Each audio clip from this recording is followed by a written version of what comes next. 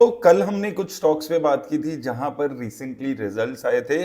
तो काफी सारे अलग अलग स्टॉक्स पे भी और लोगों के सवाल आ रहे थे, तो आज हम और 10-15 स्टॉक्स को कवर करेंगे जिसमें रिसेंटली रिजल्ट्स आए हैं। मेजरली आज मैं लार्ज कैप कंपनीज को कवर करने वाला हूं। आईटी सेक्टर की लार्ज कैप कंपनीज के कैसे रिजल्ट हैं, बैंकिंग सेक्टर में कैसे रिजल्ट्स हैं, इनको हम यहां पर समराइज करने की कोशिश यहां पर इस वीडियो में करेंगे। तो क्विकली चलते हैं और अलग अलग कंपनीज की यहां पर रिजल्ट्स को क्विकली हम देखते हैं। सबसे पहले रिलायंस इंडस्ट्रीज को यहां पर बात करते हैं। तो रिलायंस इंडस्ट्रीज के अगर हम क्वार्टर 3 के रिजल्ट्स यानी कि यहां पर सितंबर क्वार्टर के रिजल्ट्स की बात करते हैं, तो यहां पर इंप्रूवमेंट देखने को मिली है और हाईएस्ट एवर सेल्स कंपनी ने क्लॉक की है। और लगभग अगर आप देखेंगे हाईएस्ट एवर यहां पर प्रॉफिट बिफोर टैक्स कंपनी के आसपास यहां पर आए हैं। 26,500 के आसपास के इनके जो प्रॉफिट बिफोर टैक्स हैं वो लगभग आप देखेंगे इससे ज्यादा एक बार रहे हैं 27,000 करोड़ के आसपास। तो काफी अच्छे रिजल्ट्स यहां पर आए हैं। मेजरली इनके रिलायंस रिटेल के काम में एक अच्छी इंप्रूवमेंट यहां पर देखने को मिली है।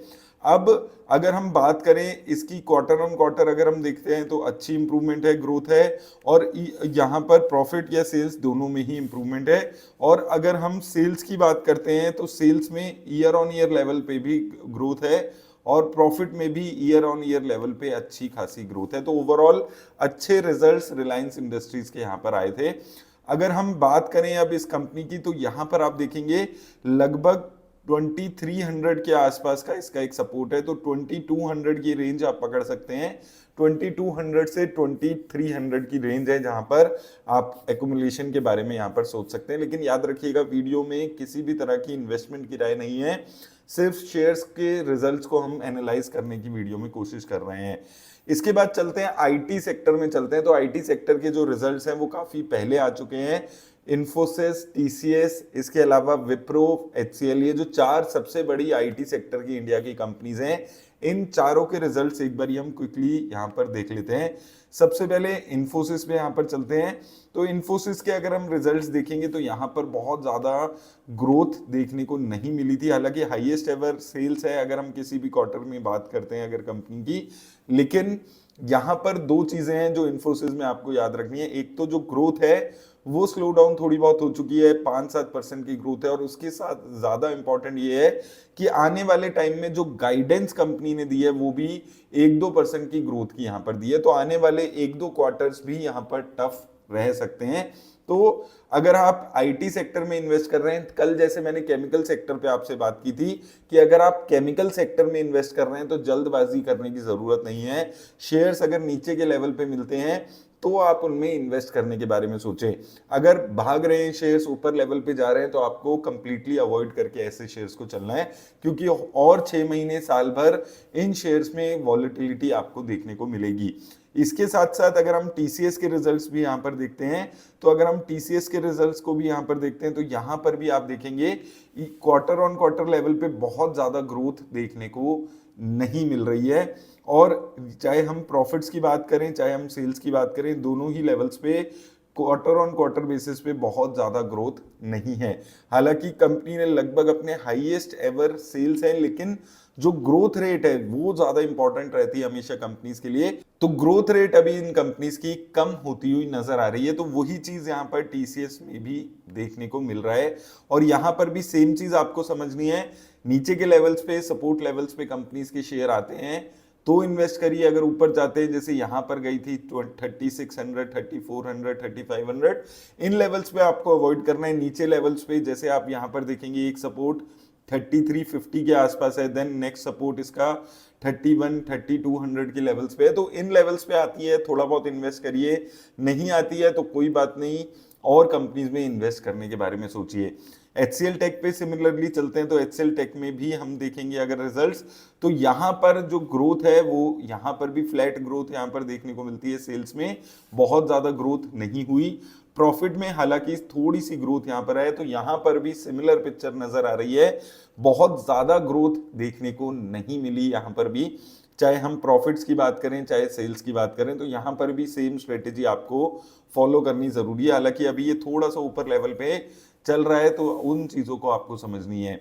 विप्रो पे चलते हैं तो विप्रो के रिजल्ट्स यहाँ पर इन चारों कंपनीज में से सबसे खराब हैं। तो विप्रो के अगर हम रिजल्ट्स यहाँ पर दिख रहे हैं, आप यहाँ पर देखेंगे कि सेल्स में डी ग्रोथ देखने को मिली है, 22,800 से गिर के 22,500 आ गई, और प्रॉफिट में भी डी ग्रोथ देखने को मिली है, लगभग 2900 करोड़ से गिरकर 2600 करोड़ के आसपास के इसके प्रॉफिट्स आ गए। तो प्रॉफिट में और सेल्स में दोनों में अगर हम क्वार्टर ऑन क्वार्टर लेवल पे देखते हैं तो डी ग्रोथ देखने को मिली है। इवन सेल्स को अगर हम ईयर ऑन ईयर लेवल पे भी देख रहे हैं तो भी डी ग्रोथ देखने को मिली है। और मुझे लगता है कि अगर आप आईटी सेक्टर में इन्वेस्ट कर रहे हैं तो आईटी सेक्टर में मुझे इन चार कंपनीज में से सबसे ज्यादा इन्फोसिस और एचसीएल टेक कंपनीज अच्छी लगती हैं, लेकिन डिपेंड करता है कि किन लेवल्स पे आप इनको खरीद रहे हैं, तो वो चीज समझनी है। आईटी सेक्टर में अगर आप इन्वेस्ट कर रहे हैं तो सिमिलर टू केमिकल सेक्टर यहां पर भी डाउनसाइड यहां पर चल रही है, तो जल्दबाजी करने की जरूरत नहीं है। अगर आप आईटी सेक्टर में इन्वेस्ट कर रहे हैं तो वो चीजों को आपको समझकर इन्वेस्ट करना है। स्टॉक का प्राइस नीचे आता है, मार्केट में नेगेटिविटी आती है, तो एक्युमुलेट करिए 3 से 5 साल 7 साल के अगर आपका टाइम हॉरिजॉन है तो उस चीजों को समझकर इन्वेस्ट करिए। अब चलते हैं एक बारी एफएमसीजी सेक्टर की दो कंपनीज को देख लेते हैं क्विकली। पहली है हिंदुस्तान यूनिलीवर। तो अगर हम यहाँ पर हिंदुस्तान यूनिलीवर के रिजल्ट्स पे बात करते हैं तो यहाँ पर भी बहुत ज्यादा ग्रोथ देखने को नहीं मिली है, चाहे हम सेल्स की बात करें चाहे हम प्रॉफिट की बात करें। तो अगर हम यहाँ पर भी देखते हैं, आप देख सकते हैं लगभग फ्लैट है नंबर्स। अगर हम सेल्स देख रहे हैं, लगभग प्रॉफिट में भी देख रहे हैं तो फ्लैट नंबर्स नजर आ रहे हैं। इवन डी ग्रोथ देखने को मिल रही है अगर हम प्रॉफिट की ईयर ऑन ईयर लेवल्स पे बात करते हैं। और शेयर ने भी बहुत टाइम से कुछ रिजल्ट्स अच्छे नहीं दिए हैं, तो शेयर के आप यहाँ पर लेवल्स देखेंगे, 1 साल में कोई रिटर्न्स नहीं है, 3 साल में 6% की और 5 साल में 9% के आसपास की ही रिटर्न्स यहाँ पर इस कंपनी ने दी है। और यहाँ पर भी सिमिलर चीजें हमने बात की थी, इन्वेस्ट करना है अगर आपको तो ये लेवल्स हैं जो 2450 के लेवल्स हैं, यहाँ पर सपोर्ट है। और कंपनीज के अब यहाँ पर पॉजिटिव बात क्या है इन कंपनीज की, तो काफी ज्यादा गिरावट यहाँ पर इन कंपनीज में ऑलरेडी आई हुई है, नीचे के लेवल्स पे ये कंपनीज चल रही हैं। लेकिन देखिए मैं हमेशा आपको बोल रहा हूँ कि लार्ज कैप कंपनीज में अगर आप इन्वेस्ट कर रहे हैं तो आपको दो चीजें हमेशा याद रखनी है, एक तो आप नीचे के लेवल पे इन्वेस्ट करें मेक श्योर, और दूसरा अपनी रिटर्न की एक्सपेक्टेशन को बहुत ज्यादा लिमिटेड आपको रखना है। 8 10 12% की रिटर्न्स अगर मिलती हैं लॉन्ग टर्म में तो अच्छी रिटर्न्स उनको मान सकते हैं, स्पेशली अगर हम एचयूएल जैसी कंपनीज में यहाँ पर बात करते हैं। सिमिलरली डाबर पे बात करते हैं, अगर डाबर लिमिटेड के भी रिजल्ट्स आ चुके हैं तो डाबर लिमिटेड के रिजल्ट्स थोड़े से बेटर नजर आते हैं विद रिस्पेक्ट टू प्रॉफिट्स। तो प्रॉफिट्स अगर आप देखेंगे तो कंपनी ने लगभग हाईएस्ट एवर प्रॉफिट्स यहाँ पर क्लॉक किए हैं 507 करोड़ के आसपास के, और यहाँ पर सेल्स में भी ग्रोथ है, लेकिन अगेन सेल्स में ग्रोथ उस लेवल्स की नहीं है। अगर हम क्वार्टर ऑन क्वार्टर या ईयर ऑन ईयर लेवल्स पे बात करते हैं, बहुत ज्यादा ग्रोथ देखने को नहीं मिली है। हालांकि प्रॉफिट में अच्छी ग्रोथ है यहाँ पर, अगर हम क्वार्टर ऑन क्वार्टर यहाँ पर देख रहे हैं प्रॉफिट की ग्रोथ को, तो यहाँ पर भी सिमिलर पिक्चर है। अब यहाँ पर भी अगर हम शेयर की बात करते हैं, शेयर के लेवल्स पे चलते हैं, तो इस शेयर में अगर हम 1 साल में बात करते हैं तो देखिए 500 के लेवल्स हैं जो काफी अच्छा सपोर्ट है, तो इन लेवल्स को ध्यान रखिए इस शेयर में। ओवरऑल कंपनीज अच्छी हैं, लेकिन देखिए रिटर्न्स अभी ये कंपनीज 3 साल से नहीं दे रही हैं। 3 साल में 1% की रिटर्न है, 5 साल में 8% की, और लॉन्ग टर्म में भी 10 साल में 12% की ही रिटर्न्स है। अब एफएमसीजी सेक्टर, डाबर हो गया, हिंदुस्तान यूनिलीवर हो गया, यहाँ पर ग्रोथ के कोई बहुत ज्यादा ट्रिगर्स पे कंपनी बात नहीं कर रही है, काम नहीं कर रही है। ये सिर्फ ये है कि कंपनी की जो प्राइस टू अर्निंग रेशियो है, अगर उसकी री रेटिंग होती है तो आपको अच्छी रिटर्न्स मिल जाएंगी, तो वो सारी चीजें यहाँ पर मायने रखती हैं। आप यहाँ पर डाबर को देखेंगे 10 साल में 8% 4% इस टाइप की रिटर्न्स यहाँ पर इसने प्रॉफिट की ग्रोथ यहाँ पर दिखाई है, तो बहुत ज्यादा ग्रोथ ये प्रॉफिट में और सेल्स में ऑलरेडी नहीं दे रही है। तो इन दोनों चीजों को भी आपको याद रखना है अगर आप डाबर में इन्वेस्ट करने के बारे में सोचते हैं, तो वो चीजें आपको समझनी है। लार्ज कैप में कुछ कंपनीज हैं जो नाम अच्छा है, फंडामेंटली अच्छी हैं, लेकिन ग्रोथ अभी इनकी स्लो डाउन होती हुई नजर आ रही है। तो बहुत इंपॉर्टेंट हो जाता है कि आप नीचे के लेवल पे ही इन कंपनीज में एंटर करें, किसी भी बात की जल्दबाजी ऐसी कंपनीज में ना करें। अब चलते हैं बैंकिंग सेक्टर के रिजल्ट्स देख लेते हैं क्विकली। तो सबसे पहले आईसीआईसी बैंक के रिजल्ट्स ऑलरेडी आ चुके हैं, हमने पहले भी बात की थी। यहां पर एक अच्छी ग्रोथ है। अगर हम रेवेन्यूज की बात करते हैं, रेवेन्यूज में ग्रोथ है, ईयर ऑन ईयर बहुत शानदार ग्रोथ है, 28,000 करोड़ के आसपास के रेवेन्यू बढ़कर लगभग 39,000 करोड़ के आसपास हो गए हैं। वहीं प्रॉफिट की बात करें तो 8300 करोड़ से बढ़कर 11,300 करोड़ है। तो ईयर ऑन ईयर लेवल पे एक अच्छा खासा ग्रोथ बैंक ने दिखाया है। क्वार्टर ऑन क्वार्टर लेवल पे भी ग्रोथ है अगर हम यहाँ पर इस बैंक की बात करते हैं। और अब धीरे धीरे वैल्यूएशंस इसकी काफी नीचे आ चुकी है, क्योंकि एक साल से रिटर्न्स नहीं दिए। तो आप देखेंगे अगर लगभग 5 साल की अपनी लोएस्ट वैल्यूएशंस पे इस वक्त ये कंपनी चल रही है। 10 साल में भी अगर हम देखते हैं तो काफी नीचे लेवल्स पे इसकी वैल्यूएशंस यहाँ पर आ चुकी हैं, क्योंकि लगातार प्रॉफिटेबिलिटी हो रही है, प्रॉफिट में इंक्रीमेंट देखने को मिल रहा है, लेकिन उस लेवल की ग्रोथ यहाँ पर इसके शेयर में अभी देखने को एक साल से नहीं मिली है। 900 के लेवल्स पे, 900 950 के लेवल्स पे कंसोलिडेट ये शेयर यहाँ पर करते हुए नजर आ रहा है। उसका रीजन है कि आने वाले टाइम में कितनी ग्रोथ यहां से हो सकती है, उस पे थोड़ा सा मार्केट कंसर्न यहां पर होने लगा है, इसलिए थोड़ी सी ग्रोथ यहां पर इसकी शेयर में देखने को कम मिल रही है। इसके बाद आ जाता है कोटक महिंद्रा बैंक। तो यहां पर अगर हम चलते हैं, यहां पर अगर हम इस शेयर की बात करते हैं तो यहां पर भी चाहे हम ईयर ऑन ईयर लेवल पे बात करें, अगर हम ईयर ऑन ईयर लेवल पे बात करें तो भी बहुत शानदार ग्रोथ है।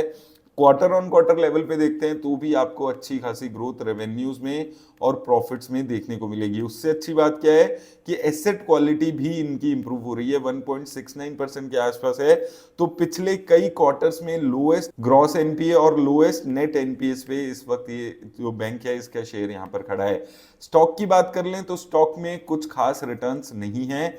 यहाँ पर अगर हम देखेंगे 3 साल में, अगर हम देखेंगे तो 3 साल में आप देख सकते हैं लगभग 0% की रिटर्न यहाँ पर इसकी भी होगी। तो 1% की रिटर्न इसने 3 साल में दी है। तो 3 साल पुराने प्राइजेस पे है, लेकिन शेयर लगातार ग्रोथ बैंक के शेयर में यहां पर देखने को मिल रही है। तो यहां पर मैंने जैसे पहले भी बात की थी, एक 1700 के लेवल्स पे, 1700 से 1600, 1700, 1750 ये जो लेवल्स हैं, इसमें एक अच्छा यहां पर अकुमुलेशन की चांसेस यहां पर दिखते हुए नजर आ रहे हैं। इसके बाद चलते हैं एचडीएफसी बैंक के शेयर को देख लेते हैं। तो एचडीएफसी बैंक में देखिए थोड़ा सा यहां पर आपको संभल कर चलना होगा। यहां पर अगर आप सीधे सीधे देखेंगे 40,000 करोड़ से ग्रोथ जो है वो 75,000 करोड़ के आसपास हो गई है। प्रॉफिट आप देखेंगे 11,000 करोड़ से बढ़कर 17,000 हो गए। लेकिन ये कंसोलिडेटेड नंबर्स हैं, पहले के जो नंबर्स थे जून तक के उसमें सिर्फ एचडीएफसी बैंक के नंबर्स थे। अब जो ये नंबर्स आ रहे हैं इसमें एचडीएफसी लिमिटेड के भी नंबर्स एड अप हो रहे हैं। ओवरऑल जो बैंक है, अगर हम ओवरऑल बात करते हैं तो इसके मार्जिन्स में थोड़ा सा गिरावट आई है, निम्स में गिरावट आई है और एसेट क्वालिटी इनकी खराब हुई है। तो इन सब चीजों को लेकर थोड़ी सी नेगेटिविटी अभी एचडीएफसी बैंक के लिए बनी हुई है और ये नेगेटिविटी हो सकता है आने वाले 6 महीने साल भर तक आपको देखने को मिले। 1 साल के बाद थोड़ा सा क्लैरिटी मिलेगी कि कितना फायदा इन्हें एचडीएफसी लिमिटेड और इसको मर्ज करके मिला है। तो वो चीज को आपको समझना है अगर आप एचडीएफसी बैंक में इस वक्त इन्वेस्ट कर रहे हैं। तो यहां पर भी आपको थोड़ा सा अभी कॉशियस होकर थोड़ा थोड़ा पैसा इन्वेस्ट करने की जरूरत है। अगर हम लेवल्स पे बात करें एचडीएफसी बैंक के, तो देखिए 1 साल के अपना सपोर्ट जो था 1500 का इसने यहाँ पर तोड़ दिया है। 3 साल का सपोर्ट अगर हम देखते हैं तो यहाँ पर 1421 के लेवल्स यहाँ पर आते हैं और उसके बाद अगर यहाँ से गिरता है तो सीधा 1350 के लेवल्स यहाँ पर आते हैं। तो ये क्रूशियल लेवल्स पे इस वक्त है। अगर यहां से नीचे और फर्दर जाता है तो 1400 रुपए तक के लेवल्स पे यहां पर आ सकता है। तो इन लेवल्स को यहां पर याद रखना है अगर आप इसमें इन्वेस्ट कर रहे हैं। स्लो ग्रोथ यहां पर मुझे लगता है थोड़ी सी 3-6 महीने आपको एचडीएफसी बैंक में देखने को मिल सकती है। अब इसके अलावा अगर हम चलते हैं तो हम एक बारी एक स्मॉल बैंक के बारे में बात कर लेते हैं, उज्जीवन स्मॉल फाइनेंस बैंक। तो अगर हम इस कंपनी के बारे में बात करें, रिजल्ट्स यहां पर देखते हैं तो बहुत ही बढ़िया रिजल्ट्स इसके यहां पर दिखाए हैं। अगर हम रेवेन्यू ग्रोथ की बात करें, अगर हम देखते हैं ईयर ऑन ईयर, तो देखिए यहां पर 1000 करोड़ से बढ़कर रेवेन्यू 1400 करोड़, लगभग 40% की ग्रोथ रेवेन्यूज में। प्रॉफिट में भी अच्छी ग्रोथ है, 294 करोड़ से बढ़कर लगभग यहां पर अगर आप देखेंगे 328 करोड़ के आसपास ग्रोथ है। तो ग्रोथ यहां पर इसकी दिख रही है। और इसके साथ साथ अगर आप नेट एनपीएस और ग्रॉस एनपीएस भी देखते हैं तो उसमें भी लगातार इंप्रूवमेंट है। तो देखिए बैंकिंग सेक्टर में कभी भी आप इन्वेस्ट कर रहे हैं तो सिर्फ प्रॉफिट ग्रोथ ये सब देखने की जरूरत नहीं होती। इसके साथ साथ ये भी देखना है कि मार्जिन्स कैसे हैं, ग्रॉस एनपीएस, एसेट की क्वालिटीज कैसी है, वो सारी चीजें भी आपको देखने की जरूरत होती है। तो इस बैंक के ओवरऑल जो रिजल्ट्स हैं वो अच्छे यहाँ पर नजर आते हैं, लेकिन अच्छे रिजल्ट्स भी यहाँ पर ऑलरेडी प्राइस्ड इन है। आप देखेंगे एक साल में लगभग डबल ये शेयर हो चुका है। अगर हम यहाँ पर बात करते हैं, एक साल में 100% के आसपास के रिटर्न ऑलरेडी यहाँ पर आ चुकी है, तो उस चीज को आपको समझ कर चलना है। और अभी वैल्यूएशंस की बात करें तो वैल्यूएशंस अभी भी काफी सस्ती इसकी नजर आती है। तो वैल्यूएशंस के पॉइंट ऑफ व्यू से अभी भी काफी सस्ती वैल्यूएशंस यहाँ पर है। अब बैंकिंग सेक्टर पे बात हो गई, एफएमसीजी पे बात हो गई, आईटी पे बात हो गई। अब इसके बाद ब्रोकरेज कंपनीज और एएमसी की एक कंपनी को मैं क्विकली कवर कर लेता हूं। इसके बाद आ जाता है 5 पैसा। 5 पैसा पे बात करें तो मैंने इस पे सेपरेट वीडियो बनाई थी। तो रिजल्ट्स अगर हम इसके देखते हैं, ग्रोथ बहुत अच्छी आई है। प्रॉफिट में अगर हम बात करें, 15 करोड़ से बढ़कर 19 करोड़ के आसपास हो गए हैं। अगर हम क्वार्टर ऑन क्वार्टर देखते हैं, 85 करोड़ से बढ़कर 97 करोड़ हो गए हैं। और ईयर ऑन ईयर भी देखते हैं तो अच्छी खासी ग्रोथ है यहाँ पर। दोनों लेवल्स पे, सेल्स और प्रॉफिट के लेवल्स पे अच्छी खासी ग्रोथ देखने को मिल रही है। तो रिजल्ट्स अच्छे हैं, लेकिन काफी सारे रिजल्ट्स प्राइस्ड इन है। ऑलरेडी ऑल टाइम हाई के आसपास ये शेयर यहाँ पर ट्रेड करते हुए नजर आ रहा है। तो वो चीज आपको समझनी है। और देखिए दूसरी चीज, ब्रोकरेज, एएमसीज, सीडीएसएल जैसी कंपनीज जो मार्केट लिंक्ड है, उसमें आपको एक चीज समझनी है, अगर मार्केट अच्छा कर रही है तो उनके रिजल्ट्स अच्छे आएंगे। तो अगर क्वार्टर 3 में आपको मार्केट बढ़ती हुई नजर आए, 21,000 पे जाती हुई निफ्टी नजर आए, तो ये शेयर को डायरेक्ट बेनिफिट उसका मिलने वाला है। तो उस तरीके से इन शेयर्स में इन्वेस्ट करना है। तभी हमने जून जुलाई में बात की थी कि जब ये क्वार्टर अच्छे जाने लगा था तो हमने इस शेयर में इन्वेस्ट करने के बारे में बात की थी। इसके अलावा एंजल वन के भी रिजल्ट्स अच्छे आए। देखिए मार्केट लिंक्ड जितनी भी कंपनीज थी, उन सभी कंपनीज के रिजल्ट्स अच्छे आए हैं। हमने कल सीडीएसएल पे बात की थी, आज हमने 5 पैसा, एंजल वन, इन दोनों कंपनीज पे बात की है। यहाँ पर आप देखिए 745 करोड़ से बढ़कर 1000 करोड़ के आसपास इसकी सेल्स हो गई है। प्रॉफिट आप देखिए 214 करोड़ से बढ़कर 304 करोड़ के आसपास है। तो यहां पर भी वही चीज है कि मार्केट लिंक्ड है, मार्केट अच्छा कर रही थी तो ये अच्छा कर रही थी, लेकिन ऑलरेडी प्राइस दिन ये सारी ग्रोथ यहां पर देखने को मिल रही है। ऑल टाइम हाई के आसपास ये शेयर इस वक्त ट्रेड करते हुए नजर आ रहे हैं। और साथ में ये भी समझना है कि हो सकता है अगर मार्केट जैसा पिछले 1 महीने से बिहेव कर रही है, आने वाले 2 महीने भी ऐसा चलता है, तो थर्ड क्वार्टर में इसके रिजल्ट्स खराब हो जाएंगे और आपको शेयर नीचे जाते हुए दिखेगा। तो ये साइक्लिकल नेचर इन कंपनीज का रहता है, उसको आपको समझकर चलना है, जो भी मार्केट लिंक्ड कंपनीज हैं उनके लिए। सिमिलरली एचडीएफसी एएमसी का लास्ट शेयर हम कवर कर लेते हैं। यहां पर भी अगर हम देखेंगे तो अच्छे रिजल्ट्स आए थे, अच्छे रिजल्ट्स को प्राइस्ड इन कर लिया गया था। हाईएस्ट एवर सेल्स थी और लगभग अगर आप देखेंगे रेवेन्यूज में थोड़ी सी उछाल की वजह से यहाँ पर प्रॉफिट में भी अच्छी खासी ग्रोथ थी। तो प्रॉफिट और सेल्स दोनों में ही अच्छी ग्रोथ थी और शेयर ने भी एक अच्छा उछाल यहाँ पर दिया है, लगभग अपने 52 वीक हाई के आसपास ही चला गया। लेकिन अगेन आपको ये चीज इन शेयर्स में जो स्पेशली मार्केट लिंक शेयर्स हैं, CDSL, camps, brokerage companies, AMC companies, ये सारी मार्केट लिंक्ड है। तो जब जब मार्केट में उछाल आएगा तब तक इनके प्रॉफिट्स बढ़ते हुए आपको नजर आएंगे, और मार्केट में गिरावट आई तो इन कंपनीज के शेयर में भी गिरावट आपको देखने को मिलेगी। तो वो सारी चीजों को समझकर आप इस पर्टिकुलर जो सेक्टर की कंपनीज हैं उनमें इन्वेस्ट करिएगा। और साथ में दोस्तों कोशिश कर रहा हूं मैं कि बहुत सारी कंपनीज कवर कर पाऊं जिनके रिसेंटली रिजल्ट आए हैं।